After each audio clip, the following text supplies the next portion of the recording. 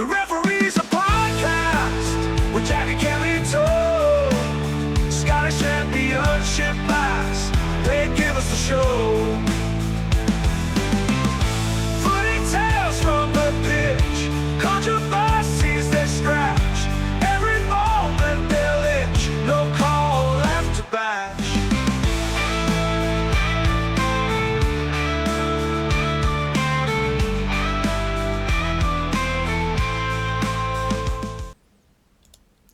Here we go again.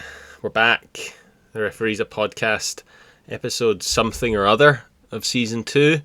We're back, and we're back again in non-moving still image form. We'll get onto that in a wee minute. But Jack, tell me, how are you? Oh, I'm very well, Cammy boy. I thought, right, you were going to go all out pun there at the start and say we're back with a bang, with it being Guy Fawkes night, but sadly, I didn't. Didn't. You didn't. No. So I just thought I had to take that opportunity there. So That's no, true, Cam, yeah. I'm doing very well, thank you. Obviously, we missed an episode last week, just wasn't to be. So thank you very much, as always, listeners, for reading that fine print of episodes not guaranteed. But I'm very much excited to be back, Cam, because when you look at what's happened, Cam, there's a hell of a few eyebrow-raising results. You know, a few teams still struggling, a couple of teams doing well, so there's a lot to talk about. There certainly is. So yeah, as you touched on, we weren't able to get the one in last week. As people may recognise from the size of the podcast, this is not a paying job. So sometimes life gets in the way. And unfortunately, sometimes it's the podcast that falls by the wayside. But we're back, and we are back as cartoon characters again this week because I have an eye condition. A sty's appeared, so I've got all my lights down low, a wee bit eye sensitivity to the light. So we're just going to keep it chill. And I know I've got my special thistle jumper on and everything, Cam. Well, it's good that that's hidden and no one has to see it. Oh, I can't wait to talk about our game in a wee bit. I'm just going to go now. But no, we'll get to that. But we'll see how. To say about it, so you'll have to take it. I'll just take full reign at that. But I did actually come up and see you on Friday night, and caught, I think, the last 8 seconds of the Ayr United and Fairmont game. I think you're cutting yourself a wee bit short there. I think it was like 1 minute 34 or something. You managed to see the game by the time you made it up. Yeah, so obviously I seen the majority of it with the usual train issues that plagued the line. But it was an extremely impressive win for Dunfermline Athletic away to Ayr United. You know, Cam, we spoke about this obviously on Friday night. You know, we were back on the hype train, praising Brown, praising Ayr United. But to be honest, just like Wraith Rovers a couple of weeks ago, they've absolutely fallen off a cliff again. You know, and I think when you see Dunfermline now sitting above both of those sides in the league, it's as much as praises on Dunfermline as it is criticism and the failings of Ayr United, and we'll go on to Wraith Rovers. Yeah, I mean, they didn't play very well against Dunfermline, especially being, you know, the home team. It just wasn't, you know, anything really that impressive. Dunfermline, on the other hand, you know, looked quite dangerous most of the times. You know, they looked like they were, you know, just a bit more together as a team and playing. You know, a bit better football. You know, they certainly had more of the ball, you know, moving it around quite well. Obviously, in the end, a 1-0 victory isn't, you know, something super crazy, but Dunfermline away to Ayr, a strong Ayr team this year. Dunfermline, who have had some question marks, but they do seem to be finally sort of making that work. Obviously, their position in the league, which we'll get onto here in a wee second, is sort of indicative of that. You know, they've, like we mentioned, they've struggled at times throughout the season, looked like they may be the Dunfermline of last year, but, you know, up to 4th position in the league after that victory over Ayr, and the way the games petered out on Saturday as well. I think actually after the game they were in fact in third position. So brilliant from them to manage to get that all working, and everything ticking behind the scenes. Neil Lennon's obviously done his work. Oh, absolutely. And Cam, I don't know what you think, right? But my kind of sort of take on Dunfermline is just now is they're probably the one team in the league I still actually can't really figure out. I think when you do look at, aforementioned teams in Ayr United and Wraith, they're just being inconsistent. Morton have been Morton, and the teams below haven't been great, and the teams above Dunfermline have been great. I'm still trying to figure out where Dunfermline's squad's at, how good they really are, and really trying to gauge how well of a job Neil Lennon is doing. Is this a Dunfermline team that should be in the playoffs and pushing, up alongside, our both Thistle and St Johnstone just now, or are they overachieving? I still can't quite figure that one out. No, I don't think so. Like I say, I think it feels like this is them sort of coming together and quite consistently playing fairly decent football, at least when we've sort of been highlighting them and talking about them. Again, obviously, the form has improved in recent weeks as opposed to how they started off the season. But yeah, I think they look like a good team when they play. They look like they play together, which is, so one of the biggest things at this sort of level. It can very much be the difference. So no, I think what's happening seems to be from the outside positive over there, but I suppose we'll see.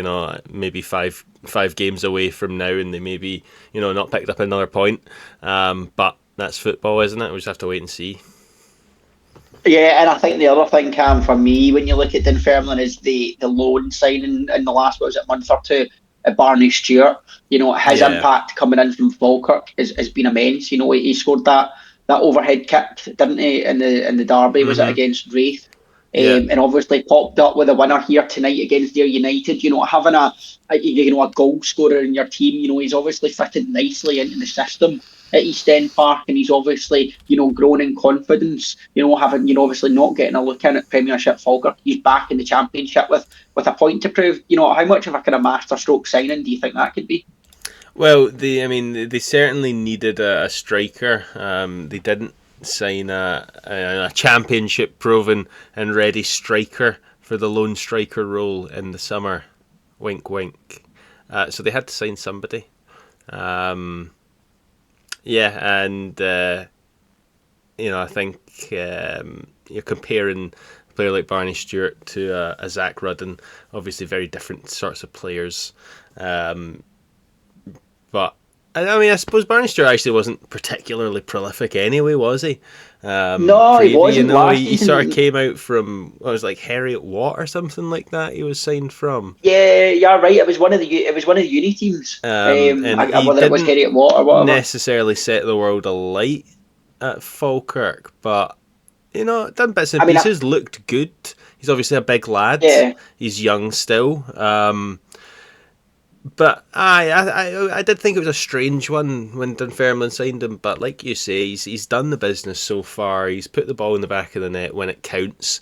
And they've not been little tap in goals. They've been well taken. And he's certainly, like you mentioned, been the difference maker, at least in most of the games that he's played in for Dunfermline so far. So I think the fans will be looking on at him and thinking, We've done well with that signing. That's something that we needed to tie the sort of team together. A focal point, big lad up front who can put the ball in the back of the net, and it seems so far to be working for them. Yeah, and you contrast that with Ayr United. We spoke about when they had a slight upturn in form. They were playing without a striker, but when I seen them play against Thistle and that didn't really work for them, and you see them, again there on Friday night at home, toothless up front. Yeah. It doesn't work, and it comes back to Brown. When you do have, we see it week in, week out, that this week more than ever, you looked at the bench, Holt was dropped, whether it was an injury or not, you don't know. Yeah. So you do have to question certain decisions and certain players, and then we go back just to Dunfermline for maybe my final point on this game. because I don't want to be overly critical in here, because I feel as though I do bash them quite a lot. But to give them maybe one last positive note is young Andy Todd for Dunfermline, is just for me growing and growing as a player every time you see him, whether it's in a highlights reel, whether that's in a game or whatever. He certainly looks like he's a good young player, and it's pleasing to see. Yeah. For me this season, Cam, across the Championship, there is quite a lot of young Scottish talent getting the opportunity, and you see when they are given the opportunity, a lot of the time they're shining. Yeah, for sure. And obviously not to mention the fact that Dunfermline actually whipped out another few Todds in that game as well. There's 3 Todds on the pitch for Dunfermline. I presume the third one is also another brother. Dunfermline He's not, because he's got 2 Ds in the end. Does he have 2 Ds? I didn't even notice that. I was about to ask them because they kept us right previously with the Todd brothers. Okay, so I mean, we don't need you on that one, Dunfermline fans, but thank you if you'd already started typing your comments. But yeah, no, brilliant from Dunfermline. Ayr, poor again, just too many players. I think you can't work out your best team when you have too many players. Too many players who want to play all the games. A player like Dom Thomas, barely even makes time off the bench. Yeah. And obviously he left Queen's Park to go to Derry, and didn't play very much there, and that's why he's left to come back to Ayr, and he's obviously not playing very much there. And like I say, I think it's just they've went a bit overboard. They went, let's grab this player's available, let's get him. He's available, he was great, let's get him. He's really good when we played against him 2 years ago, let's get him. And it's like, who are we playing this week? Right, who's I don't know. It's too many players. Yeah, for me, I think you hit the nail on the head there, Cam. I think Ayr United behind the scenes have made 2 key mistakes. That one, I think they believe Brown is a much better manager than what he actually is. And B, I think they thought there was a real opportunity for them to go and win the league this season. Yeah. And I think they've kind of went all out with the squad, and I think it's going to backfire on them. And I mean, we're 13 games in and they're not even in the playoff position. Yeah. So I think you can regard so far this season for Ayr United to be a bit of a disaster. I agree. But we'll maybe visit that later on. Yes. and see how that unfolds as the season goes on. And talking about disaster, Cam, the elephant in the room here, 2 wins from 13 games, a 3-0 drubbing away to Arbroath. Sum up the mess that Ross County are in before we go on and praise Arbroath, and quite rightly so. I don't know what else you can really say about Ross County at this stage, can you? Especially seeing as we've already had that, is this the Ross County turning around section of the season, for them to very quickly turn around and say, nah, not quite. Obviously, Arbroath being the surprise package of the season so far, in the good sense, but Ross County being the actual real surprise of the Championship this year, considering how horrible they've been for a team that's still got a fair few, Premier League stars in it. A lot of investment into the team. New manager, but not new performances, not new results, not new anything, and they seem to just be not necessarily going backwards, but they're certainly not going forwards. No, anything but. I think we both agreed. I think the Scottish, wider football community agreed that the appointment of Tony Docherty was a good one. And they thought that Ross County were going to see a pretty dramatic turnaround. And I think we even said, Cam, probably at some point on this podcast, that we still probably fully expected Ross County to at least finish in the playoff. Yeah. I think if you asked me that now, I would say no chance. Yeah. I mean, I think you hit the nail on the head. There is still Premier League quality players in that squad, but they're just simply not a team. I watched the highlights. I don't know if you've seen any of the goals, Cam. I mean, there's no getting away that Harry Cochrane's goal for the first one is an unbelievable strike. Yeah. But the 2 after, and it's not taken away from the quality of the goals, because there was real quality in Arbroath in all 3 goals. But Ross County players, slipping, not tracking back, nobody really showing, for me, real desire. I look at that Ross County team, and when you see them go 3-0 down, 2-0 down, it just doesn't really look as if. Yeah, you start walking back I to don't the want to centre say. circle. Yeah, like I'm not saying that they don't care because that's really extreme, but they don't look physically hurt. Aye. You know, like It's it like they've doesn't look as if it's already given killing them. up by that point, you know? It's like Yeah, by the time the third goal goes in, they've already consigned themselves to defeat rather than going, right, well, you know, we're 2 down now, but we can still turn this around. You know, they see the third goal go in, they just think, well, that was coming. yeah, absolutely. You know, and I think the real strange thing for me, and the more I think about Ross County, Cam, is there too many big personalities in that team? Because you look at the squad, it's actually really experienced. You know, there's not many young players in that team. Hmm. You know, especially when you look at Trevor Carson, Declan Gallagher, Yeah. Eva Cotty, you've got Ross Docherty there. You know, and that's me just naming a few. I could keep going on. Jordan White. There's loads of really experienced players there. Hmm. You know, is there just too many big personalities in that squad? You know, because you do look Nicky Clark. You know, you've got Conor Randall there, Gary Mackay-Steven. You know, these are guys that have been at big clubs. You know, they aren't used to being, you know, third bottom of the Scottish Championship with Yeah. 2 wins and 13. No, that's for sure. And maybe it comes a little bit back to what you were talking about earlier with a lot of championship teams having a lot of good young players. And maybe these older guys, you know, you like to have experience in your team, but you need to have a mix of experience along with energetic youngsters who can run for hours, you know. Maybe Ross Mm. County just don't have the legs in their team to, you know, fight in these, you know, gritty battles that you have to go through in the championship.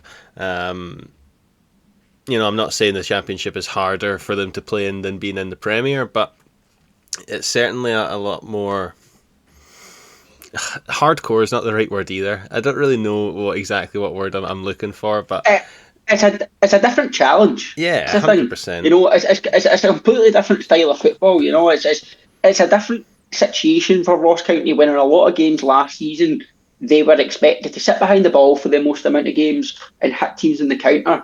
Whereas this season, it was flipped on County. They were the favourites coming in to win this league. You know, the pressure was on them, Yeah. and you almost feel as though they couldn't, as a you know, the players, the coaching team at the start of the season. You know, maybe that's filtered on, and now, and everybody at the club, they just didn't seem to be able to handle that.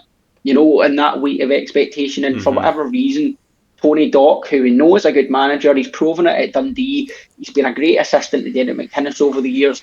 He's not even able to get a click out of them. So you made a good point there, Cam, and something I want to actually go back to that you said there was about the youngsters. You know, and I think at this stage we need to give a wee nod and a wee mention. He didn't get on the score sheet this week, but young Finlay Marshall for Arbroath, Hmm. 19-year-old Cam, on loan from Aberdeen, 6 goals and an assist, 13 games this season in the league from midfield. It's not bad, You eh? know, he's been really, really, really good, you know, and we're seeing these young players being given an opportunity and shining, Cam, and I think it's something that we are quite right to highlight and bring up this week because you kind of said it there, County are lacking in that.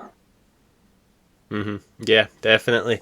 Like I say, there's something to be said about having experience, but you need to use the experience to guide the younger players. You know, the players who can maybe run a bit longer, faster, maybe a wee bit more hungry. But yeah, it's hard to say what's really going wrong. But like you say, plenty of fantastic things to be said about Arbroath so far this season, and this is just another jewel in the crown for them so far. You know, easily dispatching. Obviously, a Ross County that have been struggling, but as we've said many times, lots of really good players in that team, a team that should be performing better than they are, and Arbroath have done to them what they've done to so many other teams so far this season, and you know, just quietly went about their work and put them to the sword. So, fair play. Yeah, absolutely fair play to Arbroath. You know, I know there's a few Arbroath fans listening and give you a shout out because you are quite active and comment on Twitter and social media, so you know who you are. And I'm talking about you, but it's one of those ones where they deserve the credit because I wrote them off I think we all did. I even said maybe a month or two ago, this is it. This is tight. Arbroath have had a nice start, but they're going to fall off now, and they've done anything but that. Yeah. So absolutely fair play to them. They've been absolutely excellent, and Yeah. they're sitting very pretty, and they're only looking up just now. Moving on to probably the one thing that you don't want to talk about this week, Cam, the game in Glasgow that mattered over the weekend. I'll say why I don't have too much to say about it, and then I'll let you go. Go for it. So I originally wasn't going to go to this game. I said after the last Thistle game, I'm not going to. Well, I said any Thistle games, but my season ticket's already paid for, so I'd got the home ones. But I said I wasn't going to Firhill. So there was like a work day out drinking. Met up with them at 12:30, and I said to myself, nah, I'm not going to go to the game. And then as it ticked closer, I was like, fuck it, if it's a good game, I'll be upset I missed it, and it's just down the road. So I got an Uber down. Luckily, it had a good 5 or 6 pints maybe. So it was quite nice, quite jolly. Got there, see the first goal. Missed the second goal because I was inside getting up high. And then, based on the second half performance, the third goal went in. I just got up and I left. I did hear the fourth goal before I was actually away from Firhill. But I did actually only see 2 goals. And what I did see from the Queen's Park, I didn't like. Especially the moment where Charlie Fox went down for potentially season-ending injury. I don't really know how long a dislocated knee takes to heal, but I don't imagine it being particularly quickly. I think that's the one thing that's the elephant in the room before we go any further is the state of what happened to Charlie Fox. Was it 10 hours? 10 hours waiting for an ambulance. Waiting for an ambulance. I think it was 1 a.m. By the time an ambulance got to Firhill, I heard there was a member of the medical team from both Thistle and Queen's Park waited with him the full time. So that was good to see. I think we've already seen the Scottish Health Secretary, Health Minister, already come out make a public apology to Charlie Fox. I mean, I'm sure that makes absolutely no difference to him from the sheer agony, pain, trauma, suffering that he would have suffered. I think the worst thing about it for Charlie Fox anyway is obviously he's just come back at the start of this year from an entire season out last year with a knee injury. I think it was whatever the was it ACL or whatever. He had a full knee reconstruction. Fought for an entire season to get back to fighting fit. Came back this year and he's been, a little shaky at times maybe, but imperious as always.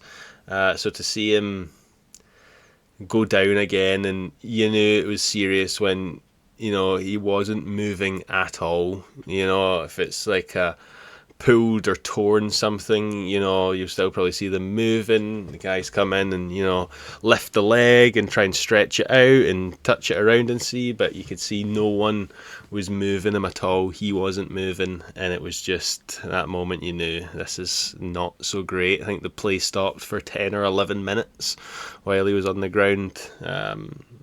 Stretcher people dilly-dallying across the pitch when it was very clear for some time that they were going to be needed. Strange one. But yeah, not very nice for him, and wish him the quickest and speediest recovery possible. Yeah, no, likewise. Absolutely echo that message there, Cam. I just find it absolutely astounding that in this day and age, you can have a professional football player, at any level, having to wait that long. It just blows my mind. And I think, you kind of touched on the point there. Queen's Park, for all you have had your flaws this season and not scoring enough goals, the one real criticism you can't give of you is being your defence, and Charlie Fox being quite an integral part of that. He's have kept quite a few clean sheets and looked solid at times. So obviously you'll be disappointed from a footballing perspective as well that he's going to be a big miss for you. Oh, definitely. That's us down to one centre back again. excluding youth prospects. I think Darrow Carrick did come on later on in the game. He's the only other, I think, centre back that I've actually seen play that we have available. Like I say, it's only Ewan Murray left now. Nico Ujer is still out long term.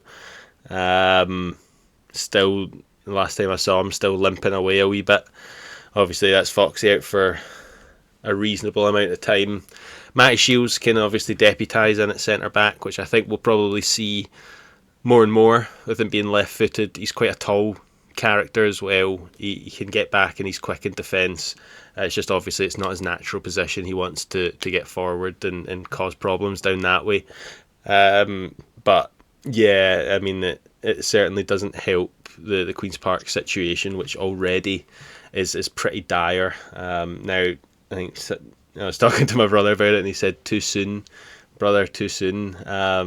But I was comparing Sean Crichton's record to Davidson's record by this time last year. Now, I wasn't doing it based on any real figures. I didn't actually look, but I can't imagine it being better this year than it was last year.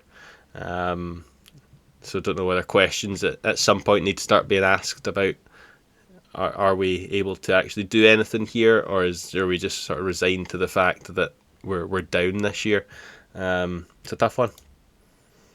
Yeah, it's not a great situation for you at all, I think from a Thistle perspective, there was a lot of extremely impressive goals, littered in there. I think the first looked as if it was going to be a failed free kick routine, and Paddy Redden somehow, found an outstanding strike. I know you said you missed the second. Ben Stanley's goal, he just unbelievable. And keep talking on the theme of unbelievable good young Scottish talent. He's another one, as is Let Sosa, who popped up with the fourth. Chalmers, as ever, getting involved with a goal and an assist, and Macbeth having the icing on the cake at the end. I think from a Thistle perspective, it's pretty unbelievable just now. Where everybody's delighted. We're playing so well.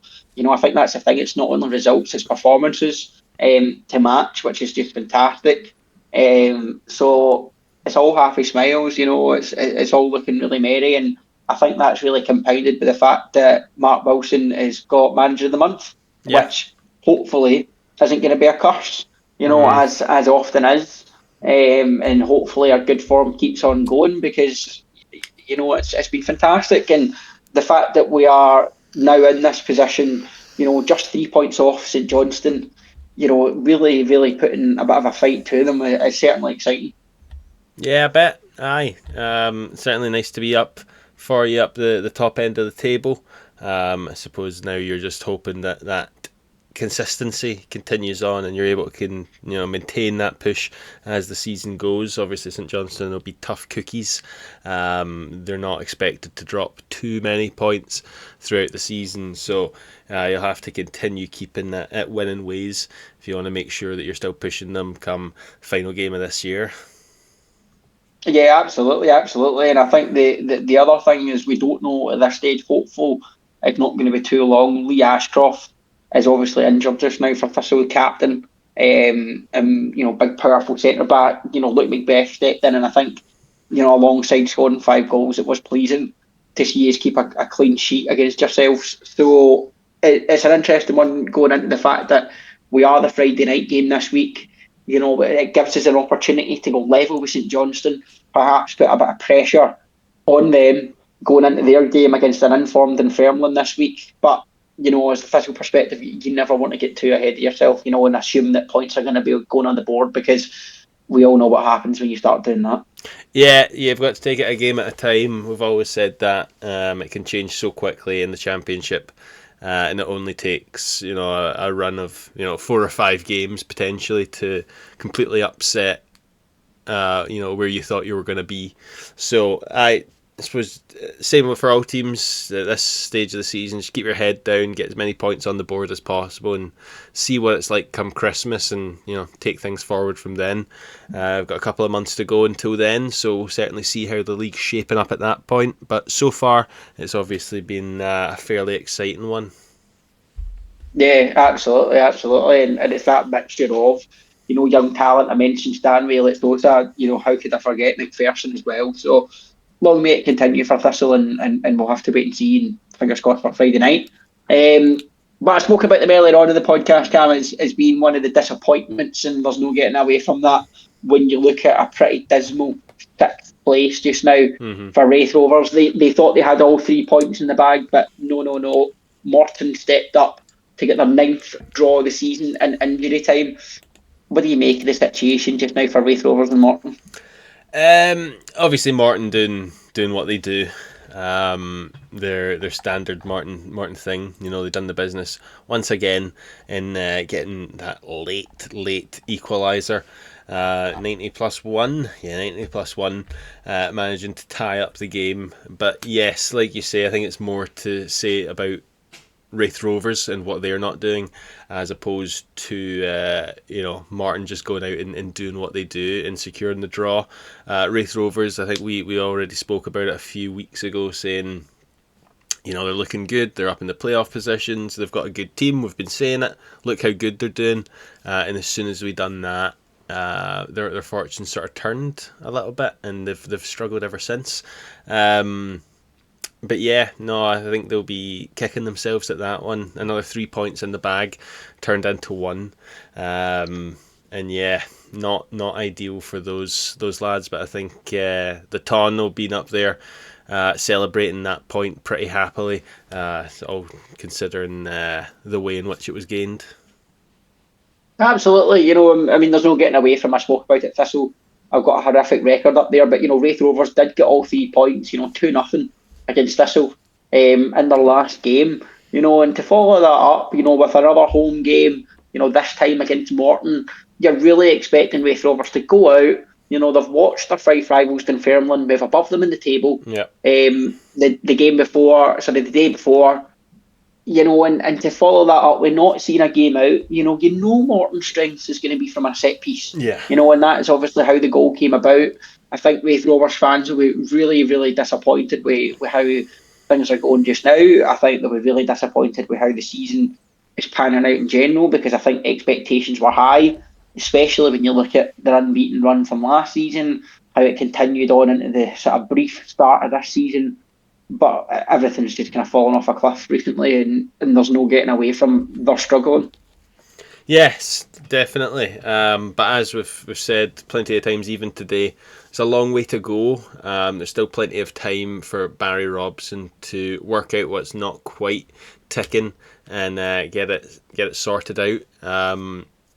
It's obviously become a bit of a meme so far, me saying that they have a good team, but they have a championship proven team, which I think is maybe the key sort of concept of it. It's a bunch of players who know what it takes to play at this level. They know how to play football well. We've seen it. It's just about them working out how to do it consistently. So we'll see whether Barry Robson can work that out and get that sorted. For the time being, obviously, Dougie Emery just continuing to do what he does with that Morton team and grinding out the points. Singularly, obviously, just one at a time. But, they've shown that for years that's good enough. So fair play to them. They've got another point. Well done, Morton. Not so well done, Wraith.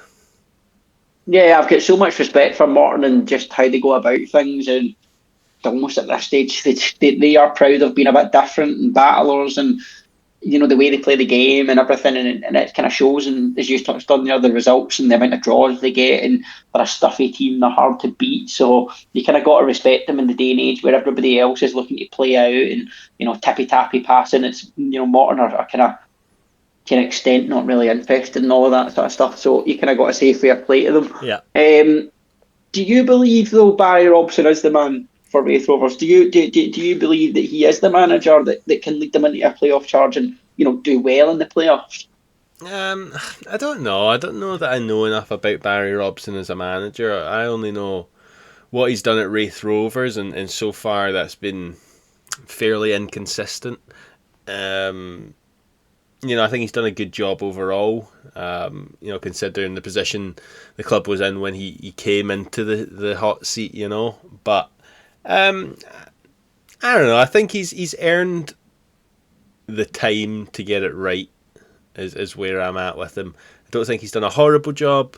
but I don't think he's done a job worth getting sacked for. So I'm of the camp at the moment. Give him the time to see if he can get it right, and if it's still not clicking by the end of the season, then yeah, you maybe start considering whether you move for someone else. But I think for the time being, we've got to just give him that chance. Yeah, no, that's fair enough. Wraith Rovers fans, certainly interested to hear your thoughts on the situation. So if you are listening, please do let us know. Comments, messages, social media, whatever you like, and let us know whether you think Barry Robson is the man, whether you would stick with him, or whether you would make a kind of decision at this stage to change things up. We all know how it went for you last season, though, so you do got to bear that in mind. Back though, Cam, to the very top and the very bottom of the league, as first played 10th. And it kind of probably went exactly as expected. A comfortable 3-0 victory for St Johnstone. A hat trick, though, for Adamas Debe. What do you make of that one up there at McDermott Park? Yeah, I mean, it's sort of as you expect, isn't it? St Johnstone cleanly and easily dispatching of Airdrie there. Top v bottom, like you said. There was never really going to be any other outcome on that one. I think had Airdrie even managed to score a goal, I think they'd have been fairly happy. They managed to get a point, over the moon. I think them coming to this game were not expecting anything, and that's obviously what they got. Sidibe, I don't think he's been fantastically prolific so far this season, has he? Let's have a wee look. So that's his fourth league goal. So he's only had one goal in the league prior to that. So sure, for the St Johnstone fans, they'll be able to tell us a little bit more about how he's been performing. I know he was quiet against Queen's Park in the game that I saw. And obviously the goal scoring charts there will say that he has been fairly quiet. 12 games played, 4 goals scored, 2 assists. It's not a bad record by any stretch of the imagination. But for the team sitting on top, you'd expect, to have, obviously they do have Josh McPake sitting at the top of the goal scoring charts with 9. But you'd expect their main big man up in the centre to maybe have a few more than 4 goals. But maybe that's him starting to get firing now, and we'll maybe see him start popping a few more goals in. That's the last thing we need. It's more St Johnstone players realising that they can score plenty of goals, isn't it?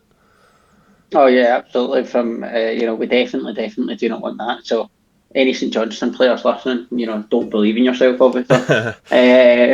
But no, only joking. But no, it's one of those ones, as you said, it'd be a welcome sight there for Sporting Johnstone fans, seeing Adama Debe, if I can spit his name out there, getting that goal contribution, because as you said there, they've been pretty decent in spreading their goals about so far this season. But at times you do just want that player, that focal point, that man to rely on. And if they've got that now in Sidibe, he can get a wee bit of confidence, it certainly will make the difference. I do think there's not really much you can see in depth for this one, though. Airdrie's still without a manager. Yeah. But for them, it was always going to be, as you kind of touched on there, a really difficult game. If they got anything out of it, it would have been, delirium for Airdrie and everybody associated with the club. But it just obviously wasn't to be in the day, and I think they'll kind of set their sights on in other games where they're going to be looking to pick up the points. Yes, they were never looking at the game away to St Johnstone as anything that they were, going to be getting anything out of. They were never having this one in the calendar as a must-win game or a place where we can go and get a result. This is just a game to get out the road for them. They've done that now.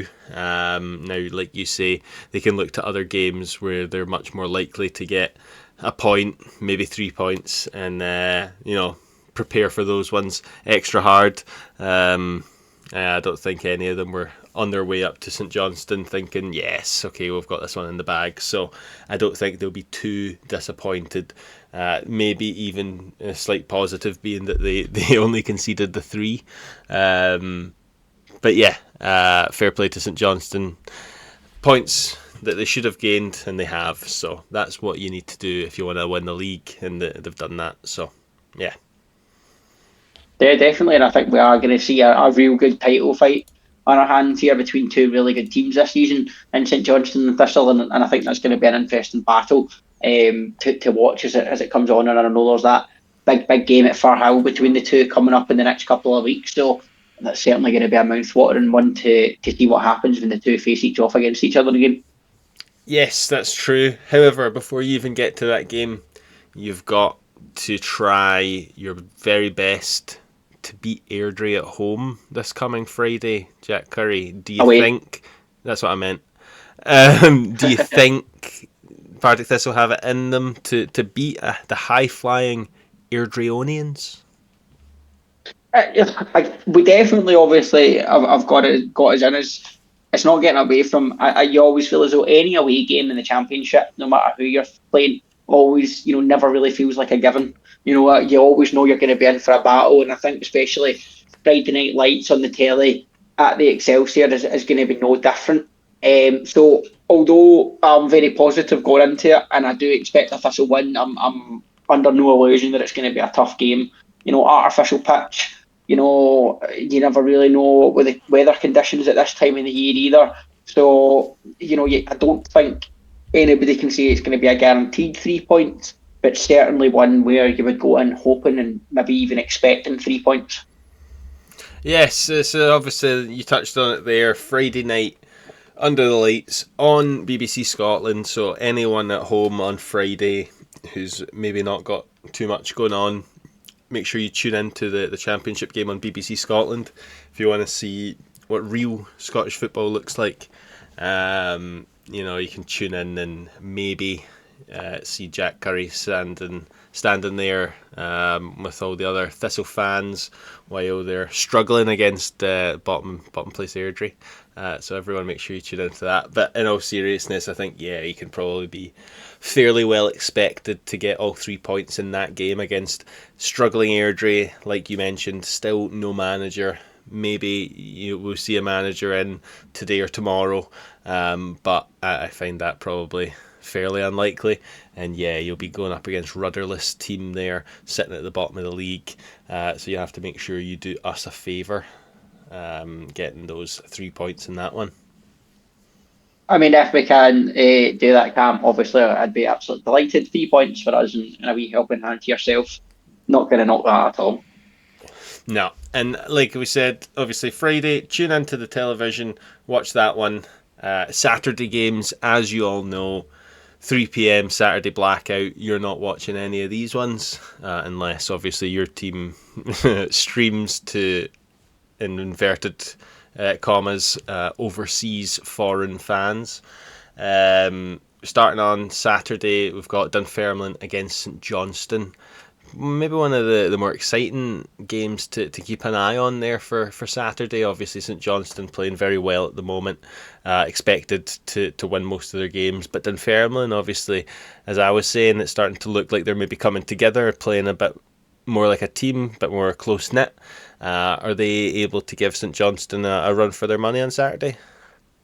Absolutely, they are. This is going to be a really interesting game for me. We've seen Dunfermline, as you've kind of said, turn a wee bit of a corner recently. 3 wins and a draw out of their last 5 games.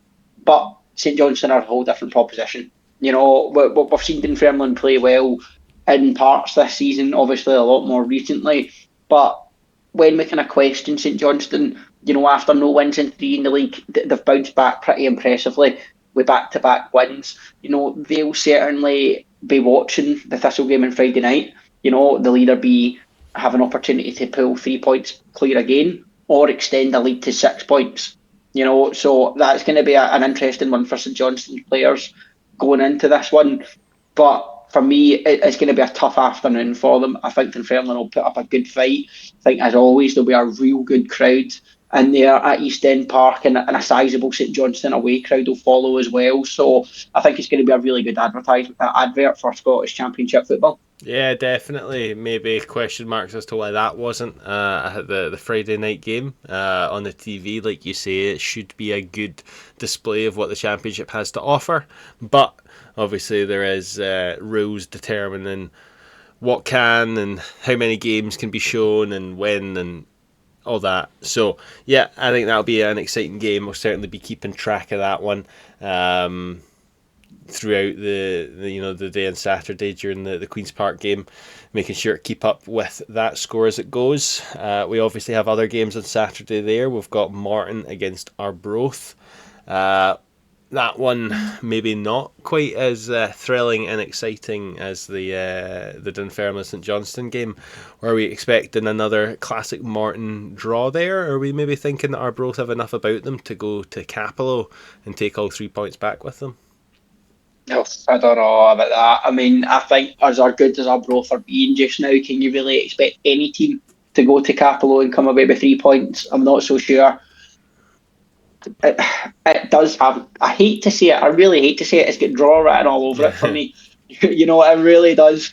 At what point this season, I don't know. On the bookies, whether Morton draws are going to start to become odds on. I don't know. But to me, I really can't see anything past a draw here. I think Morton will do what they do, but Arbroath will be tough opposition to crack, and beat down, and they'll be full of confidence. But whether that's enough for them to come away with 3 points, I'm not so sure. Yeah, no, it's going to be a tough one for sure, and I think you were spot on there when you said you can't really expect anyone going to Capello to definitely be coming away with those 3 points.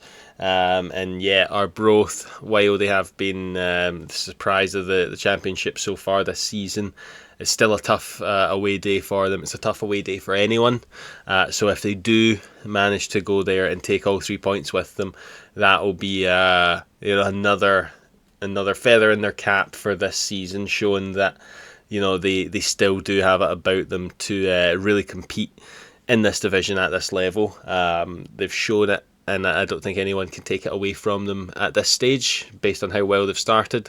But they're certainly doing the absolute business so far this season. So we'll see whether they manage to do the extremely unexpected down there. While that's going on, I will be at Lesser Hampden watching what I can only imagine is just probably going to be not the most exciting game of the championship weekend, Queen's Park against Wraith Rovers. In the past, we've not necessarily always had the worst record against Wraith Rovers, although I think we actually have a better record away to Wraith Rovers than we do Wraith Rovers at home. So yeah, especially with the position we're in, no Charlie Fox, still a lot of other injuries outside of that. Josh Fowler's obviously made a return, although I think he was rushed back maybe a little bit early, so fingers crossed he's still in good condition and fit enough to make the squad there against Wraith Rovers. It would be nice to have a striker again. Just unfortunate that in order to have a striker, you need to give up a defender. So, the injury gods have not been kind to Queen's Park. Realistically, over the course of about 3 seasons now, a combination of 2 to 3 players out for long-term injuries at any one time, with a few shorter-term but still like a month-long injuries dotted in. So I think we'll maybe struggle to put a full proper team out on Saturday. But with the way Wraith Rovers have been playing, maybe it's a good time to come up against them at the moment. Maybe the best chance to get anything out of that game. Yeah, I mean, if there was ever a time to play Wraith Rovers, it's probably just now. I mean, I'm not really feeling any confidence for neither of these teams. I mean, the thing I can say about this game is I can see why it wasn't picked for the telly. Oh yeah, because it certainly isn't inspiring based on either team's kind of current form. The real issue now for yourself is what you've touched upon there, Cam. You have struggled going forward all season whilst being, relatively solid at the back.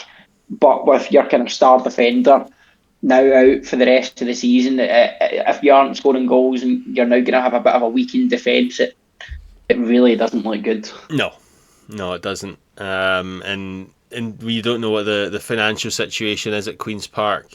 We know it's not good, but we don't know how not good it is. Are we in the position to, say, sign someone in January when the window reopens, defensive reinforcement of some kind? I would say probably not.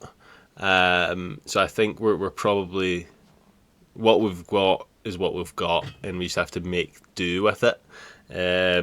So yeah, it's certainly going to be a struggle, like you mentioned there, without Charlie Fox. Although I will say Ewan Murray has certainly come into the role as, you know, new guy on, but, you know, straight into the captaincy. I think he has been doing a good job, and he's looked more and more comfortable each game. But he certainly looks more comfortable with Charlie Fox alongside him, rather than you know, either a make do centre back or maybe the young lad Daryl Carrick. So we'll see how the next few games go on, but I think this one's is going to be a tough one. Another game that's presumably not going to be massively exciting again this weekend is going to be Ross County against Ayr United. The final game of the weekend, a weekend that's, you know, not looking to be maybe the most exciting weekend this season in the Championship. A lot of what, you know, on the site, you know, the site of things looks to be fairly dull games. What's your thoughts about Ross County against Ayr United? Is it just two fairly poor form teams crashing against each other for 90 minutes? The game up in Dingwall is literally two of the best teams on paper in the league, who are the two most out of form teams in the league coming against each other, you know, effectively. So I think it's one of those ones where you can't really say anything positive about either team just now, you know, with how they're playing, you know, how the managerial situation is for both of them, etc., etc., etc. So I think it's one of those ones where, again, kind of like the Queen's Park Wraith, I can see why this wasn't picked for the telly, because it's very uninspiring from the outside when you see these two teams go ahead.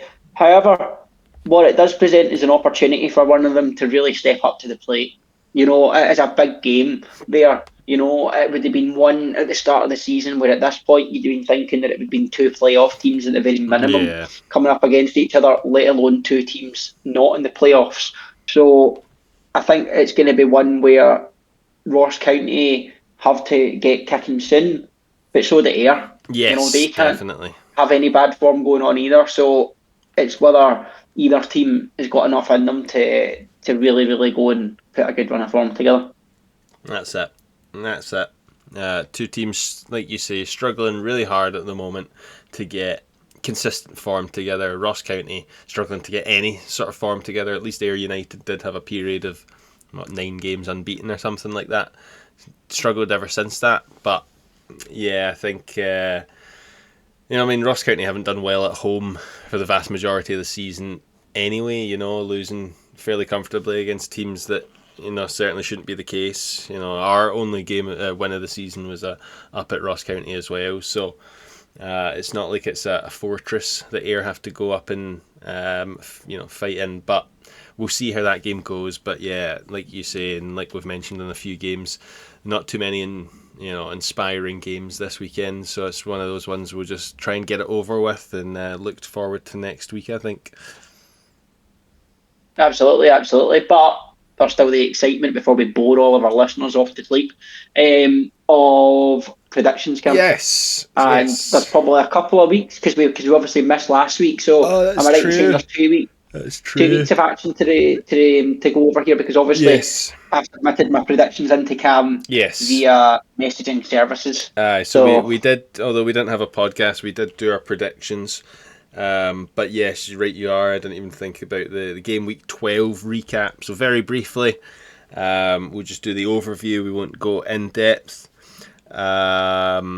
So we didn't do fantastically well.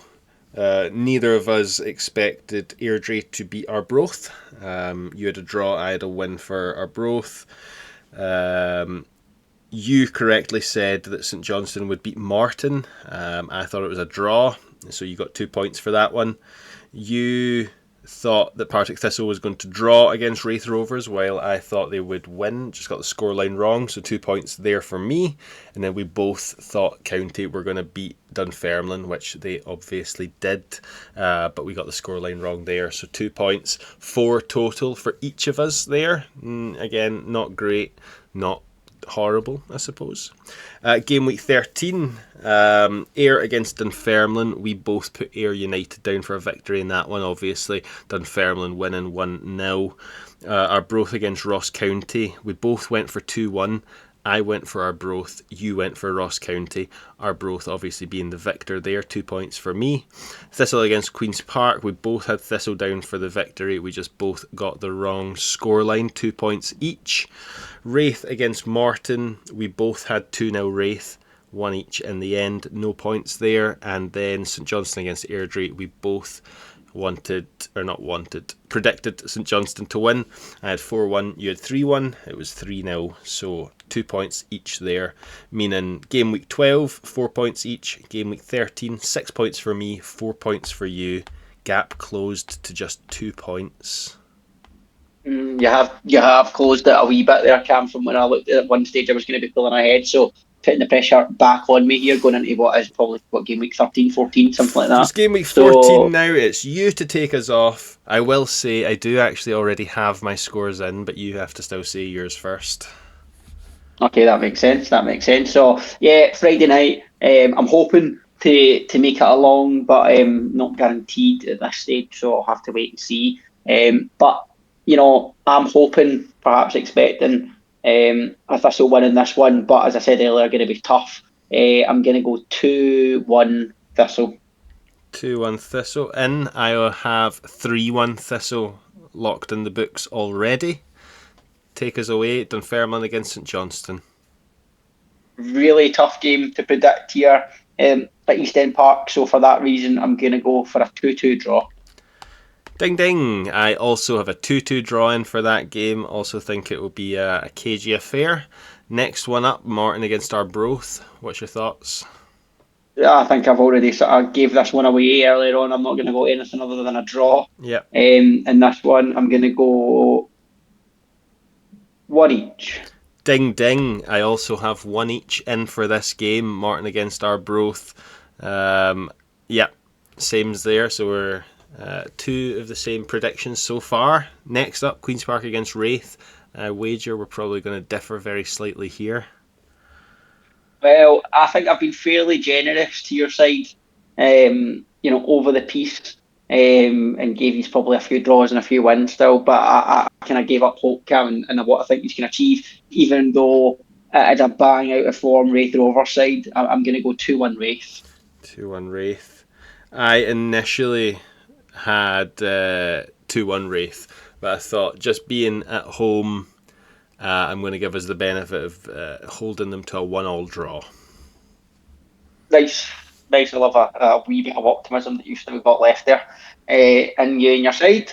And obviously that takes me up to Dingwall for the final prediction here, yeah. Cam. And I know I've went for a few draws so far this week, but I've made no mistake in how out of form both of these sides are, and for that reason I'm going to go 0-0. A 0-0 for that one, wowzers. I went 1-1 for that game as well. So recap then, we both think Thistle are going to beat Airdrie. I've went 3-1, you've went 2-1. We both think Dunfermline St Johnstone is going to be 2 each. We both think Morton Arbroath is going to be 1 each. I think Queen's Park against Wraith is going to be 1 each. You think it's going to be 2-1 Wraith. And I think County's going to be 1 each again. And you think County's going to be 0-0. We're predicting a lot of draws this week. Yes, and I think that's indicative in the way that we spoke about all the games that we talked about there just a few minutes ago, where we said this one's not going to be great, this one's not going to be great, this one's not going to be great, and then we've predicted draws. So I've predicted 4 draws, 3 of them being 1 each, and you've just went for the 3 draws. So yeah, we're certainly expecting it not to be a super one. No, but that is where it's going to surprise us, Cam, and we're going to have like a 6-3 or something this weekend. You never know. There's certainly the possibility of that happening, and we'll have egg all over our faces. No points on the board for anyone. Ah, dear. Yeah, because we've went so similar that if we are wrong, we probably will end up with no points. So we'll have to wait and see. Aye, yes. But everyone, thank you all very much for listening. We have had a few comments and posts throughout the last few weeks. We have seen them. I think, Jack Curry, you're more on top of the communication side of things, whether you've replied to these people and stuff, I'm not sure, but thank you all very much. Anyone who's commented, subscribed, liked the podcast, we certainly very much appreciate it. If you enjoyed this one, give us a wee like or a subscribe or a follow or whatever it is on whatever platform you're listening. And we'll highly likely be back again same time next week, although, as we've mentioned before, that is not guaranteed. Yeah, absolutely. Thank you very much, listeners, for sticking by us every single week, and I hope you enjoy whatever game you go to this weekend. And as Cam says, we will hopefully catch you next week. But have a good weekend. See you later, guys. See ya. Goodbye.